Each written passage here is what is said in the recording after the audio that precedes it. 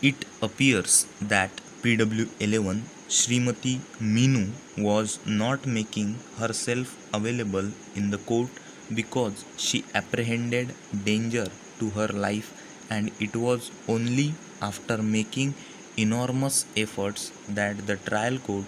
could ensure her presence for the purpose of cross examination in the court. The difficulty in procuring her attendance and the delay caused because of her non examination seems to have cast significant effect on the mind of the trial court and for prompting it to close the evidence, as the court for obvious reasons did not want to take any chance to let the witness sleep again during the trial. Para. It also appears that the additional reason to take a strict view in the matter was that there was a direction of High Court to expedite the proceedings of the trial. Apparently,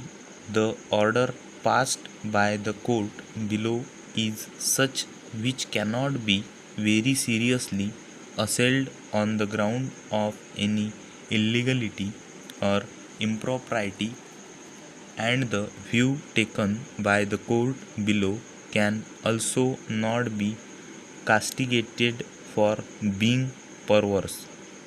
But despite this fact, when this court takes an overall broader view of the matter and keeps in perspective the imperative concept of fair trial in the view of the court, it appears necessary that the trial should be finally decided and adjudicated upon not on the basis of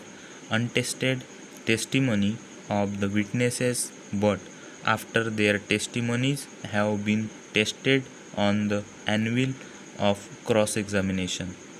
Such a course would not only enable the court to evaluate the evidentiary value and its worth more adequately, but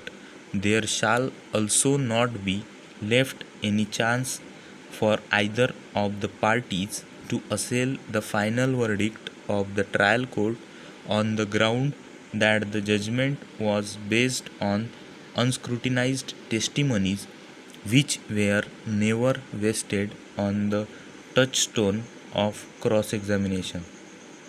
Of course, it goes without saying that whenever the court feels that the adjournment sought by a party is not based on reasonable grounds or is actually having an oblique motive behind the same to delay the trial or to otherwise defeat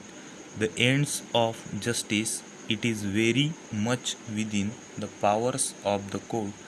not to grant the adjournment and close the evidence. But the present matter does not display any such circumstances on the basis of which this court may come to the conclusion that the adjournment was sought for any of such reasons. The first date on which the witness was available was 8 December 2015, and the next date was fixed as 10 December 2015. It also does not appear to be a disputed fact that the counsel who had been conducting the trial was no more counsel in the case because of his own refusal or because of the withdrawal of the instructions by the applicants. In such a situation, the opportunity of 2 days' time to engage the new counsel to cross examination the witness and conduct the trial does not appear to be an adequate opportunity.